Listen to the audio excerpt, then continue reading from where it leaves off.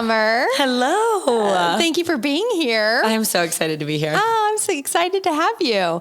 I am with Summer Sawaya. Make sure I'm getting that right. Yes, that was perfect. Summer is a 3-time world record holder in spearfishing. And I met Summer recently. We work for this one Sotheby's International Realty. Shout out. Shout out. And we met at a sales meeting, actually, and spent just about an hour together. And I was just so fascinated. I felt like I got like maybe a little snippet of your story. Mm-hmm. And at the time you were filming a reality TV show. Yes. We'll definitely dive into that and talk about that. But I just thought, it's funny because I just was like, your name fits you so well because you are Summer. I do get that all the time. And I'm like, yes, Dad, you nailed that one because my sister's like petite, like very businessy, brown hair, short. And I'm like, okay, could have been opposite. Like she's Chelsea, I'm Summer for sure. Oh my gosh, you're totally Summer. They definitely nailed it. Yeah. And Summer, where are you from? Because I know you're not from Florida, even though you look like you are. Exactly. I mean, you definitely look like Florida girl. Yeah, I am from a small town, like an hour south of Buffalo, New York. Okay. So I always say Buffalo, and then I just go with that. And they're like, oh, Buffalo, okay, that doesn't really fit you. And I'm like, no. And it's not actually Buffalo. It's like a small town an hour south of like 10,000 people. Cows, probably more people than cows. Are you from Buffalo? I feel like no, I'm friends from.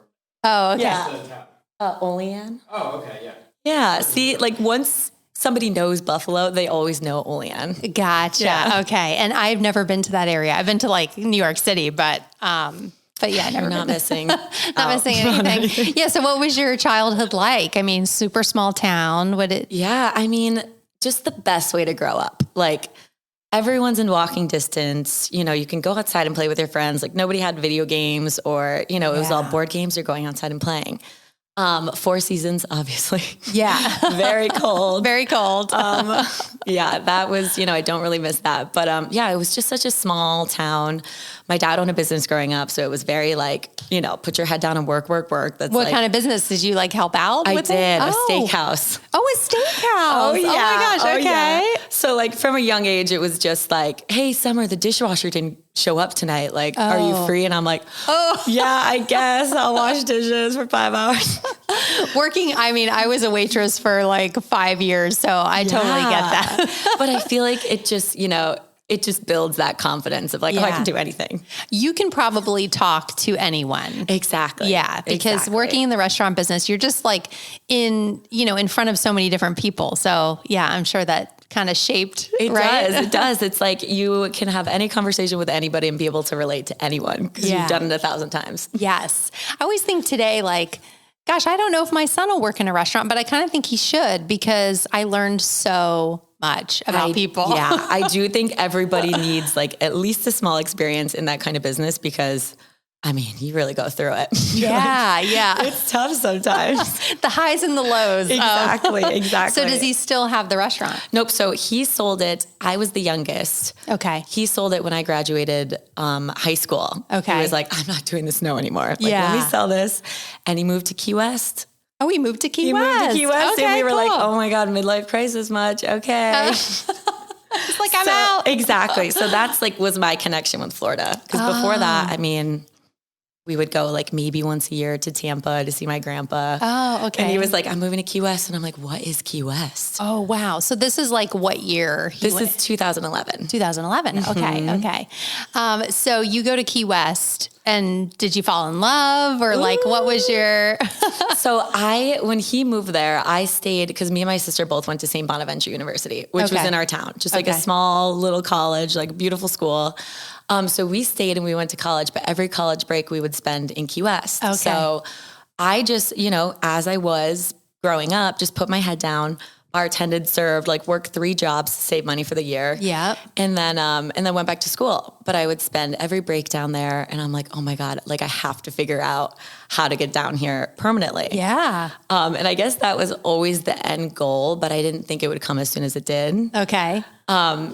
So I fell in love with Key West itself. With Key West. But it's so funny because the boating scene, like I would go down and my dad's very protective. So I would meet these people that I was bartending with and they would be like, hey, come out on the boat. Like we're going to go fishing. We're going to go diving. And I'm like, first of all, I've never been fishing or diving. So no. Wow. Yeah. And my dad's like, they're going to drop you off in the middle of the ocean and leave you there. You're not going on the boat with these people. And I'm like, okay, whatever. Like, sorry, I can't go on the boat with you. Not going. So after I graduated college, I went there for the summer and I was just supposed to spend the summer in Key West. Okay. And my sister was living in New York City at the time. She's 15 months older. So she had this great career in New York City. She was loving it. And I was like, oh my God, I want to move to the city after this, like just for a couple years and then I'll find my way to Florida. Yeah. No. Fell in love with Key West. Like, oh my gosh. I remember the first time I was bartending, I met like a great group of friends. And I went home and I was like, Dad, these people invited me on the boat and I'm going. And he was like, oh my gosh, here we go. And it was the first time I had ever shot a fish, spearfishing. Wait, so you go out on a boat, not like the first time like ever on the ocean, boating, but okay. But like first time ever like past where I could see the shoreline. Wow. Like, okay. Because I had gone like cruising before and like, you know, you grow up with lake boats. Like I never knew what like a center console sport fishing boat was. Gotcha. Like, okay. I was expecting like a lake boat that I could like water ski on. Yeah. Yeah. Totally like, okay. different. Totally different. So I go on this boat and they're like, oh, you know, get on. This is the center console, whatever. And I'm like, I have no idea what I'm doing. Like, oh my God. And they're like, we're going to go spearfishing. Yeah. And we're going to go really far out. Oh, and I'm wow. like, oh my God, I'm like texting my dad. I'm like, they're telling me I'm not going to have service. Like, is this okay? He's already scared. He's already nervous. I'm like, oh my God, they're telling me that we're going to be this far out.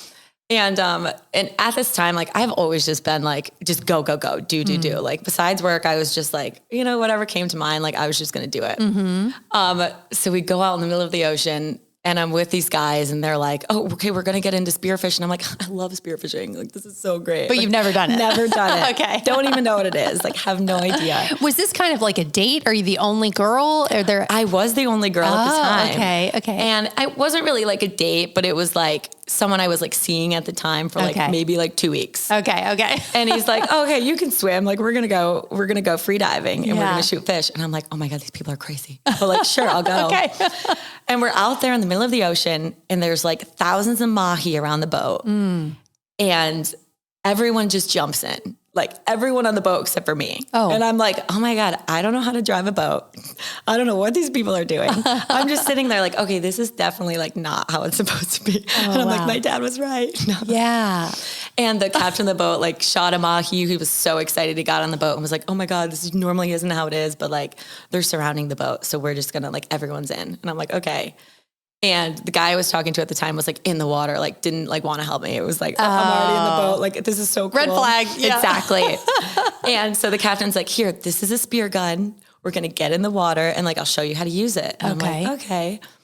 So boom, like 10 minutes in, shoot a mahi. And I'm like, oh my God, this is the best thing ever. Like, this is the best thing ever. Like, were you really hooked like that quickly? Hooked. Like, wow. It's just such, I guess I had never, I mean, I've been snorkeling and I've, you know, just done water activities my whole life, but like actually seeing where your food was coming from and like that aspect of it was like just crazy. Wow. Just crazy. So it was like instantly hooked. Yeah. And now, so how did you, because, okay, I'll just preface with my husband loves to spearfish too. Yes. So I have been with him. I have actually tried to do it. I cannot hold my breath for long enough. Like, how were you able to kind of do that? I think you have to like, I mean, how long do you have to hold your breath to get a fish? So I'm lucky because I've been swimming my whole life. Okay. I was swam Division I in college. So like for me, it was just second nature. Like I was like, all right, because it is tough. And that's like the biggest thing. Like when I'm taking people out, number one, are you comfortable in the water? Because not a lot of people, like you think you are, and then you get in the ocean and you're in 2,000 feet of water and you're like, oh my God, this is kind of scary. Yeah. Scary, dark. Yeah. It's like a little dark. Yeah. And holding your breath, it's tough. Like it's not something that you can just easily learn. So for me, I was lucky. Like I just was like, okay, I've been swimming my whole life. I just got off of, you know, swimming D1 in college. I'm great in the water. Like this is fun. Like, let's go. But I couldn't really dive past like 20 feet because I couldn't equalize at first. Like in a pool, you're diving, it's like 15 feet to the bottom when you're diving. And I had never been free diving. I didn't even know what it was. So I shoot this fish at like 15 feet. Okay. And I'm like, oh, this is great. Like, this is what it is. Like, all the fish are going to be up this high. Like, this is amazing. Yeah. And I'm like, this isn't that hard. And so I'm like diving down. I can't like break the barrier of like getting my ears. Finally, I did it. And that's like what I teach people is like the hardest thing you're going to get past is like holding your breath and then being able to equalize. Okay. Because it comes natural to some people, but for some people, that pain in your ears is like serious. Yes. Yeah. I experienced that too. Yeah. Just when I've tried, which is not very many times. I know. And that's what I explain to people first. I'm like, it's going to scare you. You're going to get down there and you're going to feel this pain and your body's going to be like, no, I shouldn't be feeling this. Yeah. This is wrong. Like, let me go to the surface. I'm like, you just have to like push past it, which is scary. Wow. But I did. And I was like, okay, I don't care what I have to do. I'm just going to do this. So great first experience, like completely hooked. Wow. Okay. So what happens after that? You shoot one fish. You're like, you go back to dad. You run back to dad. You got to be like, Dad. The animal has come out. I said, I am never going back to New York. I am figuring out how to do this for the rest of my life. And he's like, okay, you're safe. Wow. Like, you're alive. It's fine. Wow. Yeah. That's so cool. Yeah. It was like the craziest thing ever. So, okay. So what happens after that though? So then you've discovered this passion, which doesn't happen that easily for everyone. And exactly. So I think like that is so amazing that it happened for you so quickly. Right. Yeah. But you realize you have this passion and then you're like, but you kind of need someone with a boat, right? To like take you out. Oh, yeah. So what happens after that? Like how often are you able to go? So I got really lucky. And people always say like, oh my God, you're so good. You've shot these amazing fish. And I'm like, it all comes down to, the people you surround yourself with and who you're going out with. Like I just happened to fall in this group of friends that were like the best of the best. Wow. And like just did it every day. So I got really lucky. I met this great group of friends. They were like savages in the water. Like, oh my gosh. But double-edged sword because they weren't in the mood to teach people. They were just like, we are 80-foot divers. Like we'll go out to the spot. Like we're not going to teach this girl. Oh, okay. Which now I respect because I'm like, you're a group of guys. This guy's bringing this girl on the boat. Like you're not expecting anything out of her. Yeah. Oh no. I was like, oh, I'm going. Like I will get down there. And I remember the second time we went diving after that, it was in like 40 feet of water. Okay. And I was like, oh, I don't know if I can get down there. Like that's kind of deep. And they're like, well, you're going to sit on the boat then. And I'm like, oh no, I'm getting down there. Yeah. So then did the 40. And then like the next dive was like 80. Wow. And I was like, oh, I guess I'm just going to have to get down there. And that was like my whole progression in the sport was like, here I am doing this thing with these amazing people and they are just killing it. And like, either I just teach myself and learn how to do it or I just have to sit on the boat. Yeah. And so it was kind of nice because I'm just such a like motivated person where, a lot of times people go out and they're like, oh, I'll just get like tan or I'll be in the boat. It's fine. Yeah. No, I was like, oh, I'm getting down there and I'm getting these fish. And I just got so competitive with it. Oh my gosh, that's amazing. So competitive. Now, what about the guy who invited you on the boat originally? Is he there the first couple times? Yeah, he was there for the majority of it, like the first 4 years of me diving. Oh, wow. He's fantastic. Still good friends. He's amazing. All of those guys are just so great. But then, obviously you just like divert in life and it's different. Yeah. But every day I'm like so thankful for him because if it wasn't for spearfishing, like I probably wouldn't be in Florida. And who knows, you know what I mean? Like attractions in life are just crazy. Yeah. Well, he was like a little angel put in your life to like bring you to your passion, which I think that's like amazing. Yeah. And was there something inside of you that was like, oh, I really should like go on this boat today? Yeah. It was like, you know what? I might be here longer this time. Like I should make friends because I just like didn't have friends. I was like, boom, boom, boom, work, save this money, go to college, have so much fun for the year and then come back for the summer and do it all over. And then, so this time I was like, you know what? I'm cool. I can go on the boat with people. Like, Dad, I'm doing it. But you're like, how old? I was like out of college at this point. So like 21, Okay. 21. Takes a lot of confidence to go and be like, yeah, I'm going to go and I'm going to do this and I'm going to learn, Yeah. It's just like, it was so like uncharted territory for me that I was like, oh, I don't even know what we're going to be doing out there. Like, is this something I'm going to like? And they're like, oh, and we're going to be out there for like hours, like 8 hours. And I'm like, oh, this is a commitment. Like, this is a long day. It's a long day. So I was like, all right, let's just do it. Let's do it. Wow. So a couple of years, you're kind of just doing this as a hobby. Yeah. Okay. Kind of as a hobby. So when I first started, it was mostly as a hobby. Okay. And then like when I started to like really get serious about it, it was so much fun. We would like go during the day, like shoot a bunch of fish, come back, sell it to the local restaurants, like do it commercially. Like it was such like a cool way of living. And I was bartending at night. Wow. So like living the dream, oh my girlfriend. God, I would say like those were like the prime years of just like so much fun. Like just there was no responsibility really, like just having the best time of your life. And that was like my favorite way of living. Oh, that's awesome. So how do you take it then? Hobby, you're making some money off of it, so it's super fun. You're still with the same crew. Oh, same crew. Yep. Okay, which is like how many people? There was like a good like 4 or 5 of us that were like consistently every day. So one of my friends who was like in that group, he's still a charter captain. He's like one of the best in Florida. Okay. And so like any day he had free, he would be like, all right, like we're going out. Like there was not a day that like we weren't on the water. Okay. And like there would be days where I'd have to be like, I can't go. Like, I'm so tired. Yeah. Like I haven't slept in days. Like I'm not going today.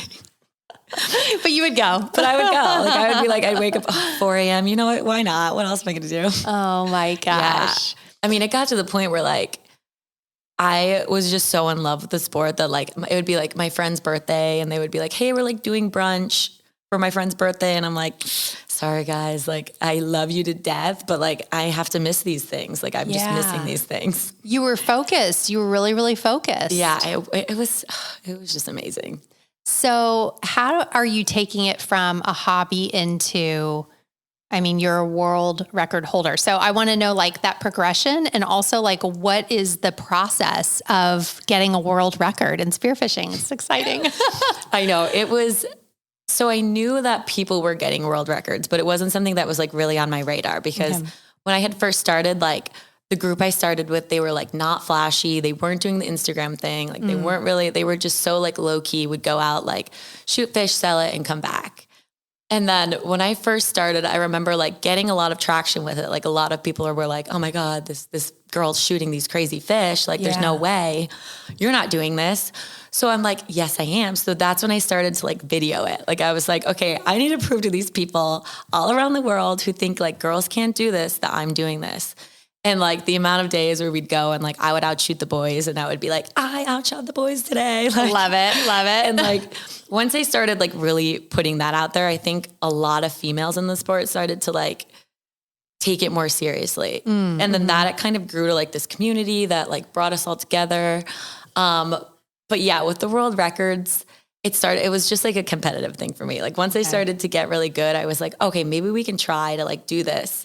And what does really good mean? Like, does that mean you're getting a lot of fish or you're just able to like hold your breath longer than everybody? Or like, what does that look like? So with the sport of spearfishing, there's so many different elements. Like there's the element of holding your breath, how deep you can dive, and then like knowing the fish and how to hunt them and then kind of like going from there. So like each fish is different on how you hunt them. Like, and they have different seasons as well. Okay. So I remember they would like quiz me on fish when I first started. They'd be like, what is this? And I'd be like, oh, black grouper.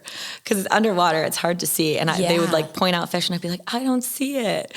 And then finally I started to like get really good at diving, have really good breath holds, comfortable enough to like sit at the bottom and then like hunt the fish. Wow. So like once I like nailed all of those aspects, I was like, okay, now I can really like trophy hunt. Like now I think we should like try to get some world records.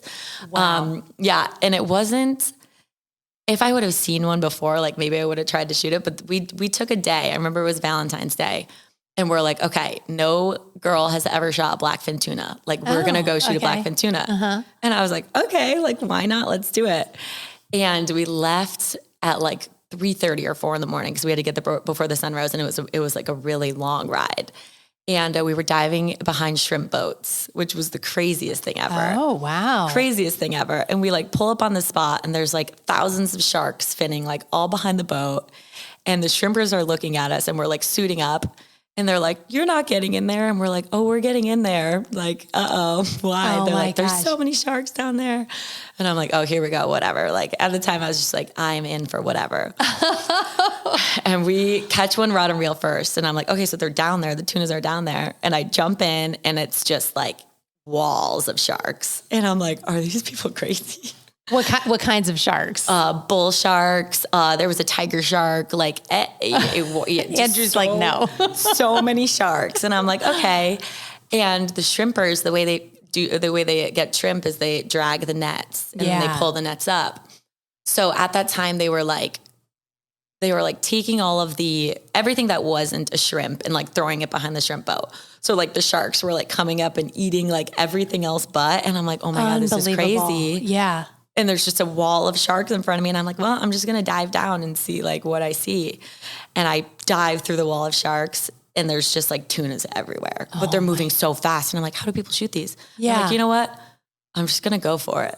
And I shot one and I like couldn't believe it. And the sharks didn't even bother me. They were just They didn't bother you. They were like, well, you're not food right now. Like they were just like eating all of these small pieces. They're like, you just like look like you would be too much work. Yeah. And I got into the boat and there's just this video of me and I'm like, freaking out. Like I'm like screaming, like going crazy. Oh and yeah, it was just after that, I was like, okay, like I want to be the best in the world at this. Yeah. So that was your first world record. First one, yeah. So you did it and then you get the fish and like, how did they like the world record people like verify that it's a world record? So in order to have a world record, you can't have anybody else touch the line. So like once you shoot it, like you have to fight the fish yourself. You have to bring it on the boat yourself and like nobody can touch it. Okay.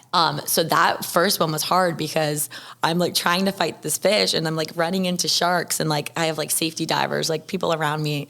And I'm like, oh my God, how am I going to get this fish to the boat that's farther away? And it was crazy, but I finally got it on the boat. I'm like, nobody touch it. So then you have to do like a weigh process. So you have to like weigh it immediately. Or when you get back to the dock, you have to like measure it, videotape everything, and then just submit it. Wow. And it was so funny because there was this lady, Sherry Day, who runs it. And she's like the best of the best. Like she's incredible. She was like, you know, my like Tom Cruise of spearfishing. Like, she's just the right Tiger Woods of like spearfishing. idol. Like, Yeah. And so I remember I sent it into her and I was emailing her back and forth and I was like, oh my God, Sherry Day is like emailing me right now. And she was like, this is amazing. Like, I can't believe you did this. Like, I'm so proud of you, whatever. And I was like, okay, yeah, now I'm like really addicted. Like I just want more and more. You got like the accolade too along with it, which makes a big difference. Mm-hmm. Now, were you the first female? Yes. World record holder. Yes. That's incredible. I know. So like when you were doing that, how many women were kind of in the sport? So there weren't that many. Like okay.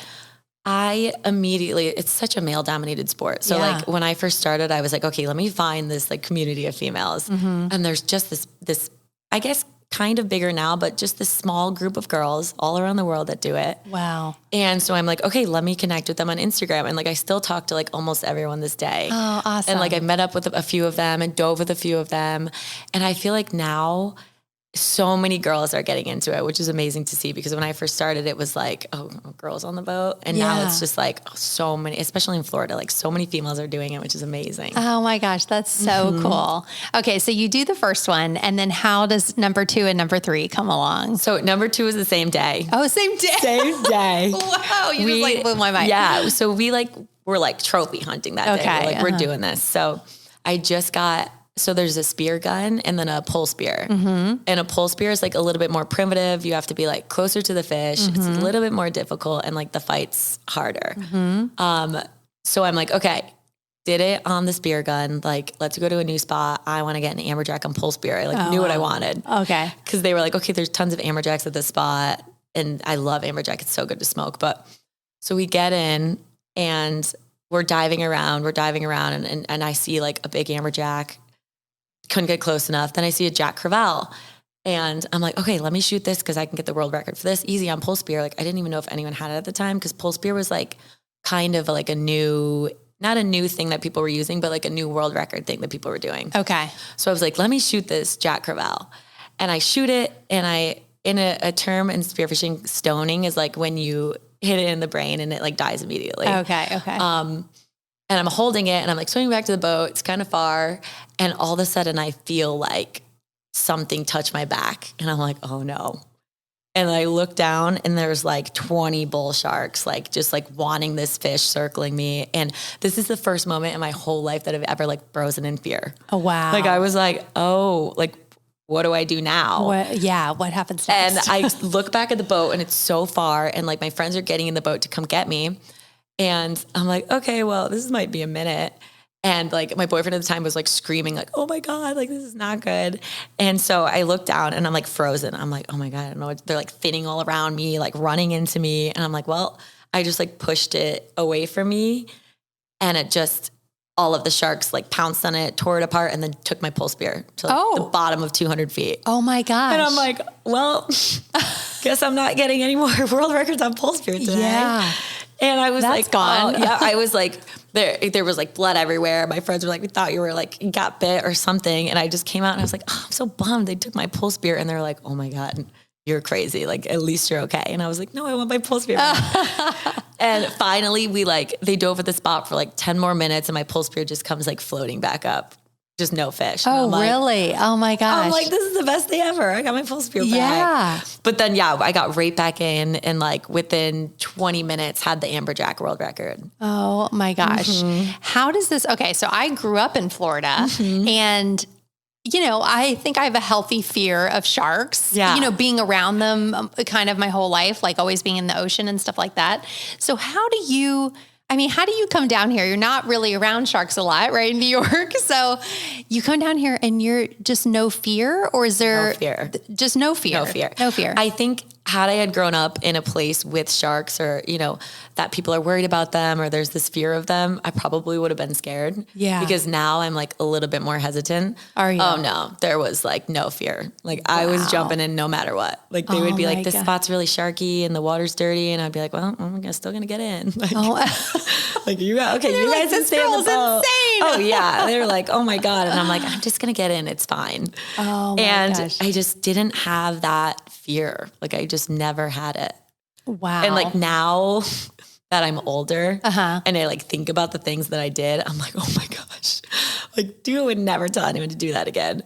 But yeah, so you do kind of reflect on it a little. Oh like, yeah. Oh, I was maybe like a little crazy. Like shouldn't have done that. Happy I'm here still. But there's definitely a few moments, but now I'm like, I know their behavior.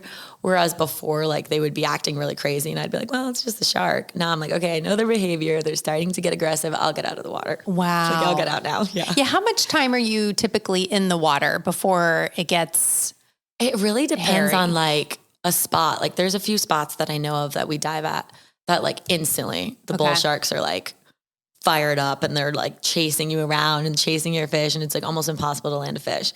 But then there's other times where, they'll swim around you all day long and you won't have any problems. So it really is just, but like I see them every single time I dive. Wow. That's always a question. Like, do you see sharks? And I'm like, oh, every time. Every time. Wow. That's amazing. I know. But like, I always think like, okay, I'm in their territory. Yeah. So like whatever they're doing, like I have to be the first one to leave, like not them. Yeah. Is there anything that, are you like, I feel like I would be like, do I look at the shark? Do I make eye contact with the shark? Like, is there anything you're doing that like? Yeah. The best thing to do is make eye contact. Oh, make eye contact. Okay. There are times where, you're swimming and you might not even see it, and it like sneaks up behind you, and you just look at it, and then it'll kind of like look away. They're kind of like puppy dogs. Oh, really? Like they just like scurry away. And I'm like, okay. Gosh. And then you do it again. You like are swimming, and then you turn around and it's there again, and you look at it and it scurries away. So yeah, I find that like making eye contact with them, they're not as aggressive. You just kind of like, they know you're watching them. So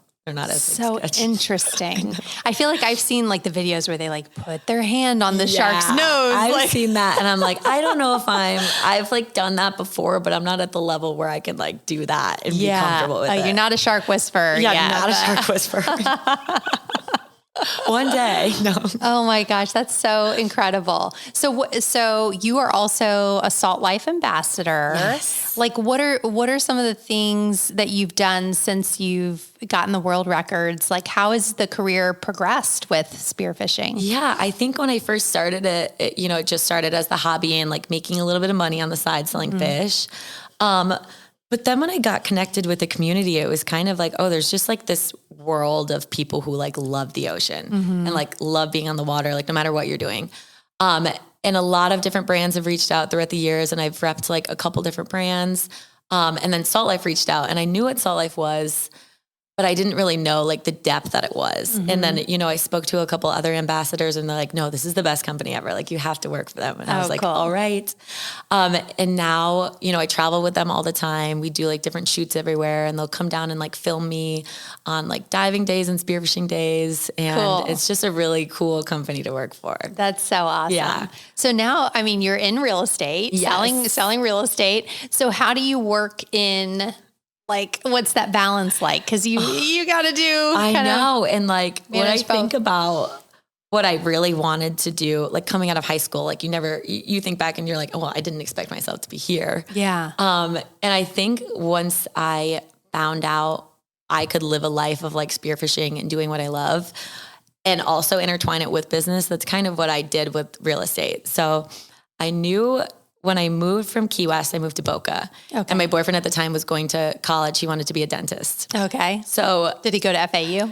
He did go to FAU. That's where I went. Yeah, great school. Yeah, he loved it. Yeah. And he had a year left. So he was finishing his year. I was kind of figuring out like what I wanted to do. We were still traveling all the time. So I was like, can't really be locked down in anything. Like, what do I want to do? Yeah. And his dad at the time owned a dental practice in New York City. So I was like, okay, I already have like the bio degree. Let me just take my DAT and I'll go to dental school. Like, why not? Right. Oh, wow. Yeah. So I took my DAT. I did really well. And then when it like went for me applying to schools, I'm like, this is like, sounds crippling to me. Like, I'm like, I'm going to be like locked in. Like, this isn't what I want to be. Like, I love studying, but I can't be locked in. So it was still kind of like bartending at the time. We were still traveling all the time for spearfishing. So I was like getting my fix there. And then after a while, I was just kind of like, I don't know if I can keep like bartending and serving. Like I need to figure out something that's flexible. Yeah. And real estate wasn't even in my radar. Like growing up in such a small town, like there was like 3 realtors. Okay. And like, it wasn't even like. Totally different than it is today. Right? Yeah. Totally different. Like it just wasn't really like, it wasn't anything that I had ever thought about. And then naturally I got into yachting. So I had a friend who worked on a yacht and he was like, you're comfortable on the water. You're sane. I can spend 3 months in the water with you. Like, will you work on this yacht with me? And I was like, okay, sure. Like, why not? And so we take this trip. We do the whole Northeast for 3 months. And he needed me. I like cooked every meal, cleaned, like did everything. Oh, wow. And I couldn't even like make an egg before that. Wow. But then you're like, hey guys. Hey, I am making all of your meals for 3 months. And oh my gosh, because all I knew how to cook literally was fish. Like that's all I ate. Like I wasn't a breakfast person. So I like never made eggs or pancakes or French toast. Like I was just like eating fish all the time. Wow. And so I just remember my first day, I'm like trying to make an egg on this pan and the boat's moving and the egg's like spilling over the side. And I'm like, oh my God, what did I do to myself? Yeah. I can't do this. Oh my God. I love that you were like, had the confidence to be like, I'm going to do this. Yeah. I was like, by the way, like I can't cook an egg, but I'll figure it out. Yeah. Oh my God. The amount of times I'm sitting there with YouTube, like, how do I make like something? Oh my gosh. Oh my goodness. Oh, thank God they were easy. Super easy. Unbelievable. But so that's kind of like the first transition I got out of like serving and bartending. Okay. And then like deciding that, okay, I don't want to do anything in medicine. Let me work on this yacht for a little bit, figure it out. And then while I was on the yacht, I was still spearfishing. So like we had a couple days in Montauk. So I would like go out with people and shoot stripers. And so I was like, okay, maybe I'll work on a yacht for a little bit. Like, this is really cool. Yeah. So I did that for like a year. And I was still at the same point. Like, okay, what am I going to do next? Yeah. Like, what kind of lifestyle is going to allow me to like spearfish and, actually make money? Yeah. So that's when real estate like popped in my head. I was like, okay, people sell houses. Like I can sell houses. Like, I can do this. Like, I love it. Again. And maybe it's flexible. I don't know. We'll find out, but I'm just going to do it. So that's when I got my license. and I had like a small stint in like yacht brokerage, but it was very superficial. And like, not to say real estate, I mean, you know, it gets a little bit superficial, but like yachting was like next level. Like I was like, oh, I don't want to be judged as soon as I walk into a room for like being a female in this industry. So again, like the only female, right? Yeah. And I was like, this is like, everyone's in boating and I have so much in common with them, but like nobody sees that. Yeah. So I kind of took that as like, okay, I can do sales. Like, this is great. I never saw myself in sales, but like, let's do this. And that's when I got my real estate license. And like, it has been the best career to be able to do what I do and I guess survive. Yeah, that's amazing. Yeah. I love that you've like made it work, you know?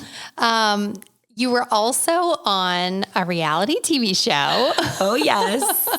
called Survive the Raft. Yes. Survive the Raft on the Discovery Channel. Yep. So, you know, I didn't actually see it like air in real time, but I was like doing some reconnaissance and watching some videos and everything.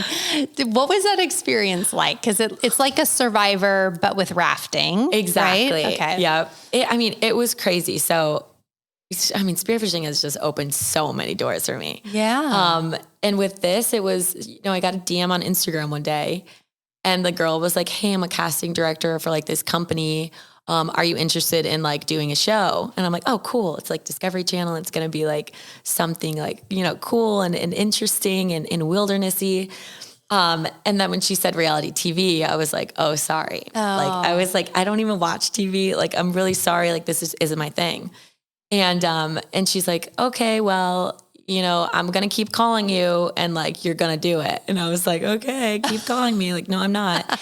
And so like 3 more times of her calling. And then like the executive producer called and was like, no, we have to have you for this show. Like you're already like, there's no interview process. Like you're already chosen. Like you have to be here. Wow.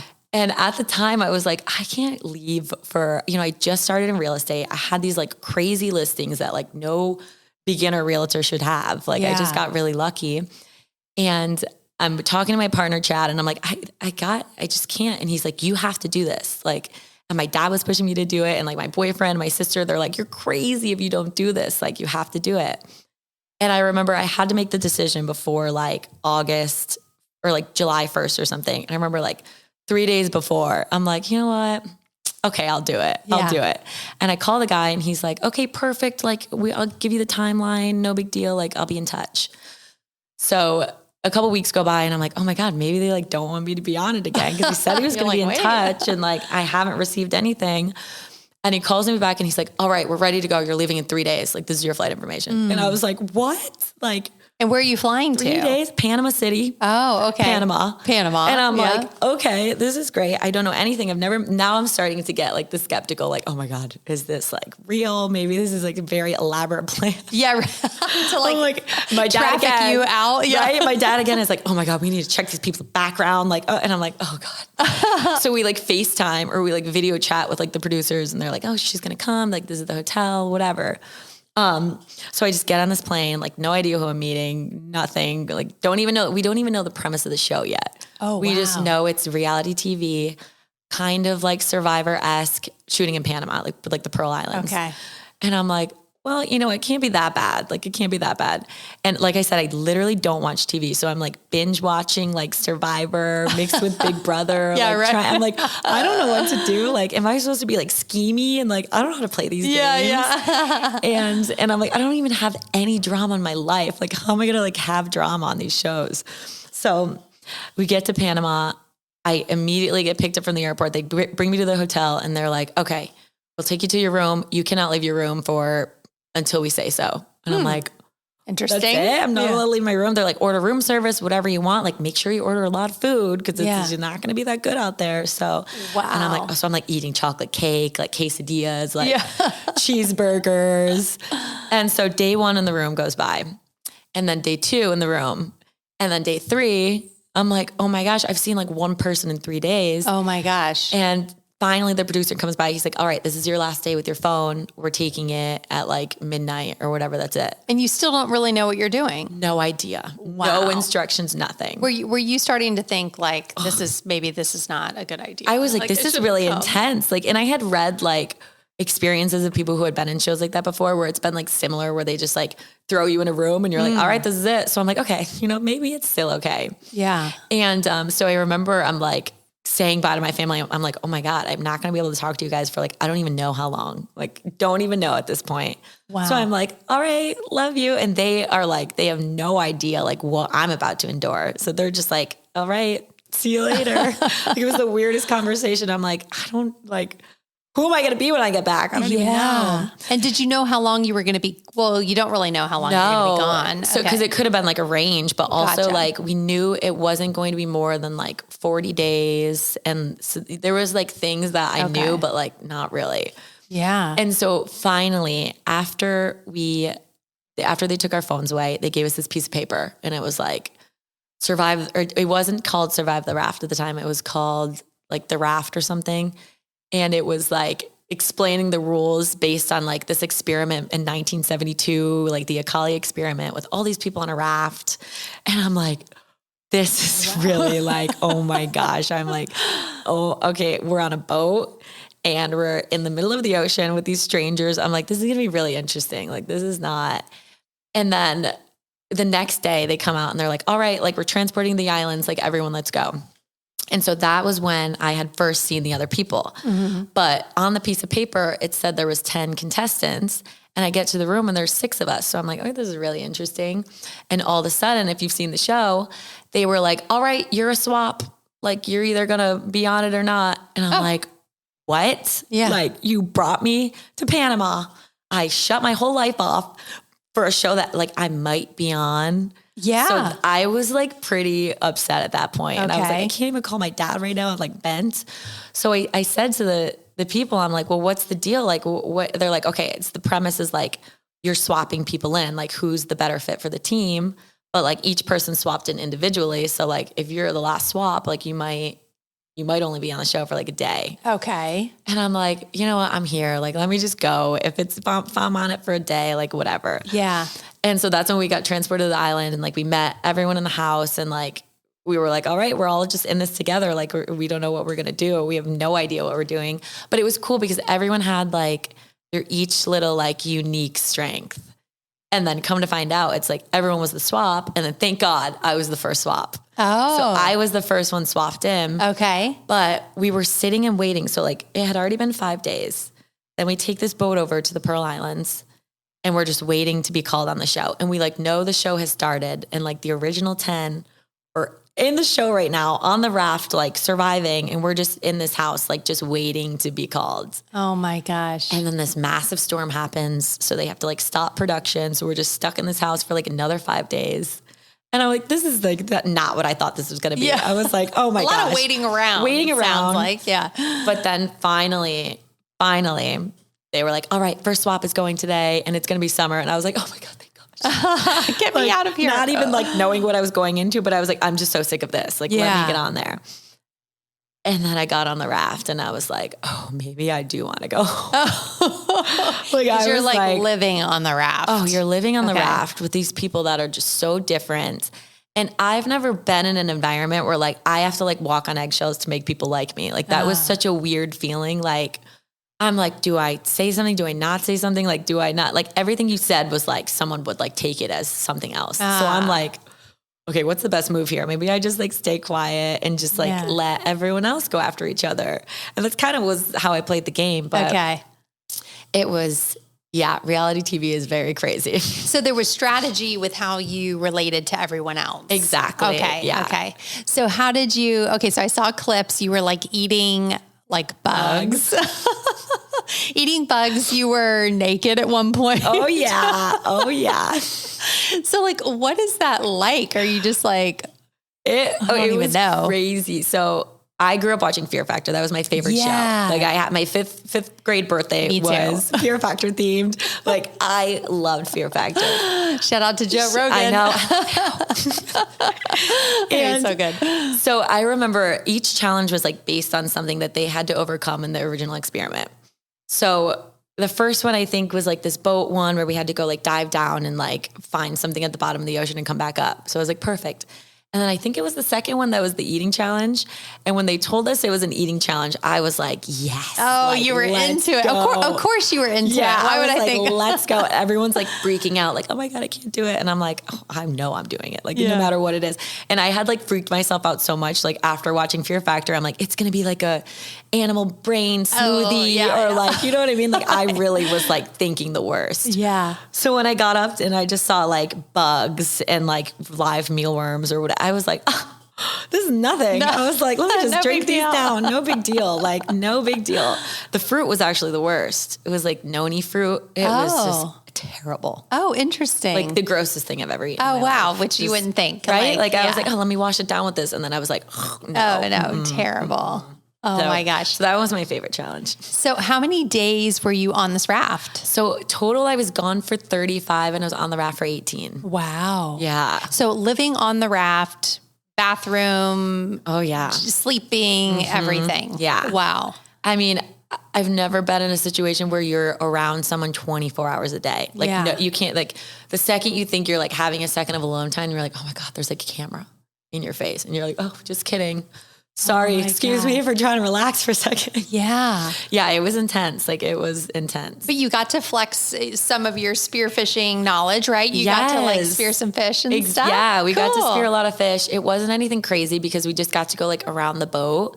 But we shot some really big trigger fish that we all ate and like it was the best way of living. Yeah. Like no distractions from the outside world, like no cell phone, nobody's calling on you and just like eating fresh food all the time. And like, obviously there wasn't a lot of food. Yeah. But it was like the best way to live. Wow. I loved it. Like the best experience ever. Really? Mm-hmm. So what was your like biggest takeaway from that? Like, do you have any downloads of? Yeah. I think just being around people of so many different backgrounds and beliefs, it's like, number one, well, I've never done this anyways, but number one, a lot of other people did, like, don't judge people by how they look or how you think they should be based on like where they're from or what they believe.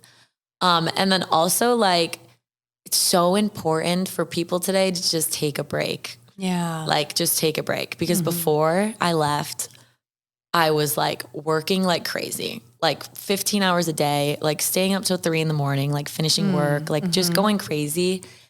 And I think like the first couple of days of not having a cell phone, I was like, oh my God, this is crazy. Like I didn't miss it, but I was like, I should be working right now. Like and then when I got back, I was like, oh, I'm not working ever again, by the way. I'm sleeping outside. Right. Make me a bed outside. I'm catching my own fish and I'm never working again. Welcome to my new world. I'm living outside. But I love that. I think it's so important for people to just like take a break these days because I don't think enough people do it. Yeah. And I think it changes you completely. Like so I came back like a different person. Oh, that's amazing. Yeah, it was so nice. I love that. Yeah. And Dad, he sounds like he's your North Star. He is. So was he just so proud and yeah, I think he cried. He was like, "Oh my gosh, I can't believe you're back." And like it was crazy. Oh, that's sweet. That's sweet. I love that. What an amazing experience. It was. How do you you're so confident and so fearless. I mean, in the water with sharks, doing things you've never done and you're like, no big deal. Where do you draw that from? Like, where does that come from? So I lost my mom at 8 to a car accident. Oh my gosh. Like, crazy. And like, I lived a great life growing up, I have the best family, but I think going through something like that so young just like changes you. Oh yeah. And it was like, there were never any limits after that. I'm like, life's too short. Yeah. Like you never can limit to yourself to like I specifically remember the day I was in, I think like 5th grade or something. I don't remember. And we're like writing this thing about what you want to be when you grow up. And I said Olympic swimmer. Oh. And I remember my teacher being like, maybe like, something like that, like something more realistic. And I was like, what are you talking about? And I got home and I told my dad and he was like, don't ever let anyone tell you that your dreams are too crazy. Like, okay, yeah, you might not be an Olympic swimmer one day, but what are you going to be if you don't dream that big, Oh. And I think like just going through something like that so young, like you just like your brain like compartmentalizes like what's important and you figure it out. You figure out that like life is too short to ever like be afraid of something or to say no to something so I'm just yes girl. Like, I love it. Yes girl all day. Like, oh, you want to go skydiving? Yes. Like, yes. To me, it's like yes, which gets me in trouble sometimes because like I definitely like say yes to way too many things at once. But like, I just feel like life's too short. Oh, what a great message for everyone. To take away. Like, it is too short. And I'm so sorry. I mean, it's okay. No idea. Honestly, like a situation like that, like you really look back and you're like, this is what made me who I am. Yeah. Like I would have like been on a different route for sure. Probably like something just boring somewhere. But now I'm like, this is my life and let's go. Wow. Yeah. I love that. Do you feel like are you waiting for a sign, that something is like the right thing for you to pursue? Do you feel like you get that? I get that. Yeah. I do. I feel like I always have this like thing where like sometimes I can't sleep at night because I have so many ideas in my head. Like I'm like, oh my God, maybe I will do real estate, but then also do this. Like I catch myself like dreaming all the time. So I do feel like I see signs and things and I'm like, okay, just head down, go straight forward. If it doesn't work out, it doesn't work out. Yeah. Then boom, go for the next one. Like there's so many things and so many opportunities in life. Like if you don't go for something that you love, like what are you going to do? Yeah. Yeah. It's so true. And your energy is like so contagious. And when I met you, like I said, I was actually explaining you to somebody today and I was like, she's just sunshine. Like you are summer, you are sunshine. And I love that about you. Oh, I love that. And we were also chatting of like, it's hard to like do one thing, right? There's so much out there and like so many cool things that you could pursue. Mm-hmm. So I love that you're not limiting yourself to one thing and you're just like going after all of it. Yeah. So great. I think I overwhelm myself all the time, but like, it's worth it. That's okay. That's okay. I say roll with it. I want to ask a couple of, or just a question about what is your vision like for your future and what is there like a dream location you'd love to spearfish in or a particular fish? Like what is on the horizon for you with that? Yes. So I feel like this year I haven't been spearfishing as much as I wanted to. Okay. And I've been like really focused on real estate and like, okay, let's build this because building this is going to lead to like more free time to do this. Yes. So this year was kind of like put it on the back burn. Next year, I'm going full blown. Like, sorry, everyone in life. Like, I am traveling so much. One of my best girlfriends, she's really good at spearfishing as well. And she's like, let's just take like 3 months off and like do the world tour. And I'm like, I'm in for it. Wow. So there's a couple places. What's cool about the spearfishing community is like, I can like call somebody up from like the Azores in Portugal and be like, hey, my name's Summer. I love spearfishing. Like, can I just come spearfish with you? And they're like, yeah, let's go. Amazing. So yeah, like so many times I'm like DMing people like, hey, like who's the best to go with in like California to shoot bluefins and like this person. I'm like, boom, go. So it's going to take me all over the world. It already has. Fiji is my biggest. Fiji, French Polynesia, those big fish out there. Okay, what kind of fish? What's the dogtooth tuna? Oh, which is like crazy, but it's cool. That's cool. Would that be a world? I mean, you could potentially get a world record. Yeah, okay, yeah, they're huge. So, oh my gosh. I'm just like, it's amazing. Yeah. Your story is incredible. I love that you have just like forged your way amongst a lot of men and forging the way for women to be involved. Yes. Yeah. And I think it's been really good for like, especially the community that I grew up with where, nobody really like, everyone's like, oh my God, she's crazy. What's she doing? But now it's like, I'm seeing where my food is coming from. Yeah. So it also opened my eyes to that whole industry of like, sustainable fishing, sustainable seafood, sustainable meats. Yeah. So I'm trying to get into the realm of like teaching more people that let's live this sustainable life because the things we're doing are kind of just, we're not making the right choices in life. So like now knowing what I know is like the knowledge that I'm using to people, like, let's just be better about the choices we make. Like, I know a lot of people, I will say spearfishing is quite the topic for some people. Yeah.